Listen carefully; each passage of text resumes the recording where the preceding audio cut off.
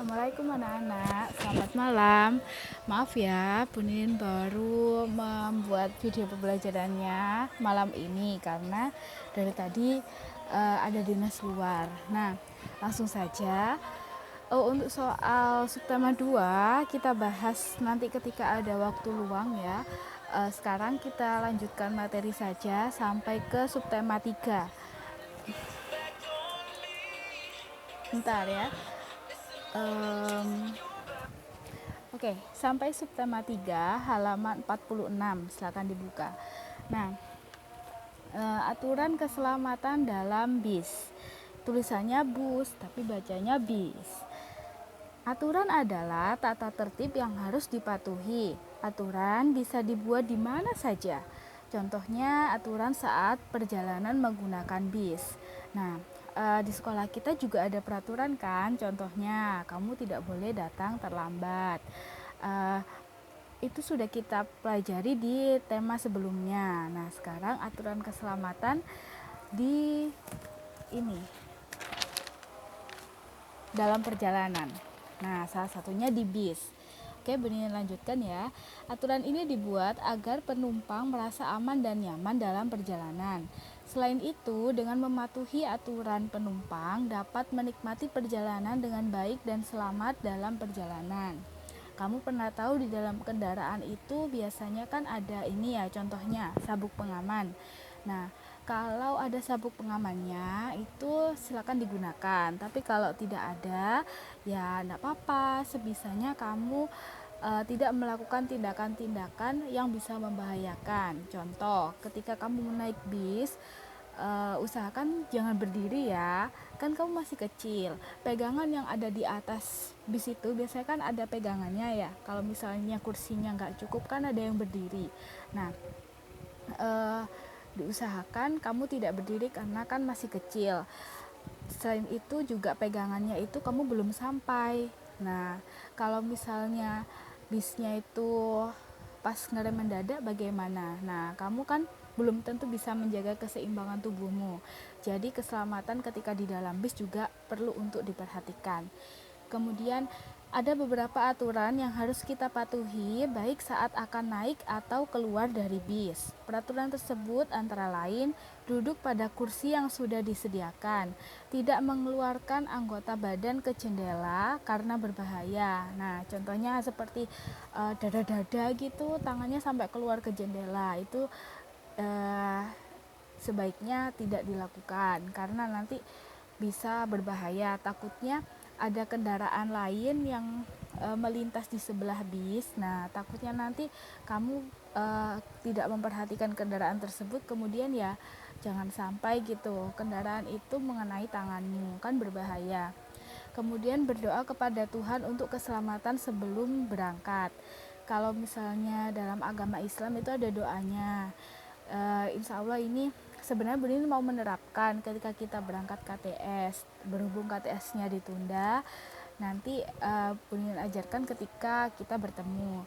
Kemudian untuk yang beragama lain mungkin bisa berdoa sesuai ajaran agamanya. Nah, aturan-aturan yang ada saat melakukan perjalanan menggunakan bis ini harus kita patuhi ketika kita naik bis. Nah, siapa yang belum pernah naik bis? Pasti sudah pernah semua kan? Jangankan naik bis, kamu naik sepeda, nah itu juga kan ada peraturannya. Contohnya, kamu menggunakan jalur sebelah kiri. Kemudian jangan lupa berdoa dulu sebelum kamu berkendara.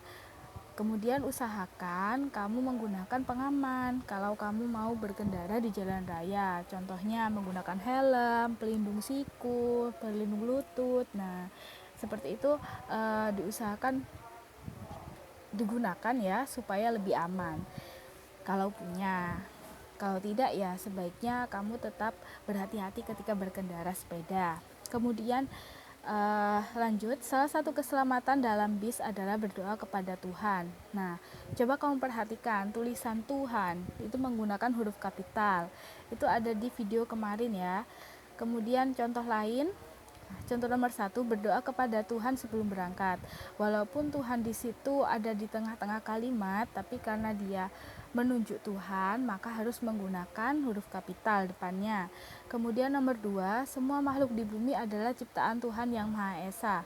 Nah, Tuhan yang Maha Esa itu depan-depannya tiap kata itu menggunakan huruf kapital, karena semua kata yang ada di situ menunjukkan ke Tuhan, gitu ya. Kemudian nomor 3, kesehatan merupakan anugerah yang Maha Pengasih. Siapa yang Maha Pengasih? Yang Maha Pengasih kan Tuhan. Nah, walaupun tidak ada kata Tuhan, tapi yang Maha Pengasih itu sudah menunjukkan Tuhan. Jadi harus tetap menggunakan huruf kapital. Kemudian yang halaman yang 46, yang 5 kalimat sederhana itu enggak usah, nanti Bu Ninin fotokan saja. Kemudian halaman 47. Nah, di situ ada kotak kalender ya. Ada kotak kalender bulan Januari. Nah, satu baris bulan Januari itu ada angka 1 sampai 7. Nah, berarti artinya 7 hari. Memangnya ada yang satu baris itu cuma 5? Nah, enggak ada. Pasti semua kalender itu ketika dia mengacu ke sampingnya itu 7. Kenapa kok 7? Nah, 7 itu mengacu pada banyaknya nama hari. Insya Allah ini sudah kita pelajari di tema sebelumnya. Nah, nama-nama hari masih ingat kan?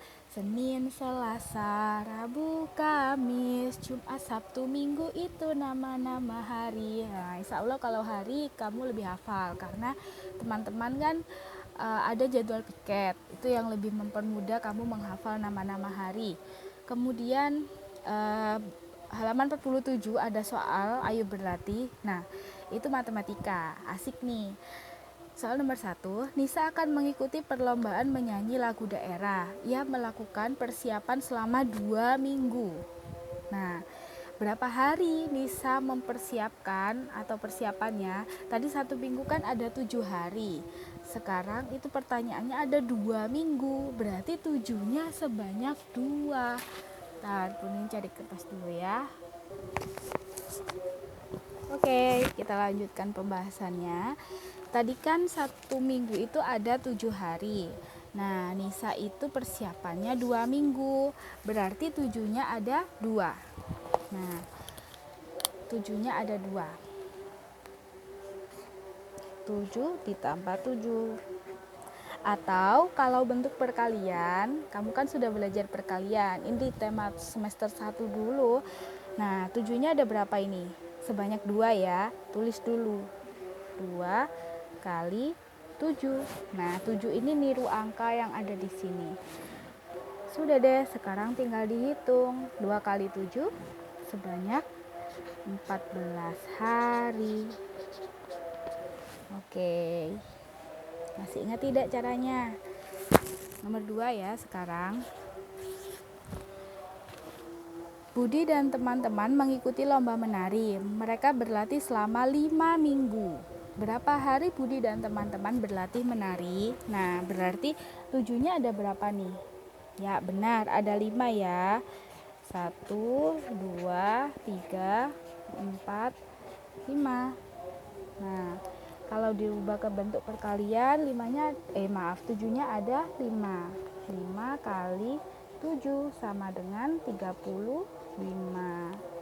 Nah, kira-kira kalau mengerjakan sendiri bisa tidak? Pasti bisa dong. Nomor 3, 4, 5 silakan dikerjakan sendiri ya. Kemudian halaman 47 selanjutnya, berkreasi menggunakan kerajinan daun kering. Nah, ini kita sudah pernah nih membuat, ini namanya kolase. Jadi daunnya itu dibentuk-bentuk. Kalau di sini contohnya kan ikan, ada di perairan ya, ada rumput lautnya. Nah, ini dulu kita pernah membuat. Jadi ya nggak usah ya, bahan-bahannya ya daun kering, lem, gitu aja lah, pensil untuk gambar, kemudian gunting, kertas untuk alasnya, udah gitu kamu pasti bisa, masih hafal lah ya. Oke, lanjut pembelajaran 2 ya setelah ini.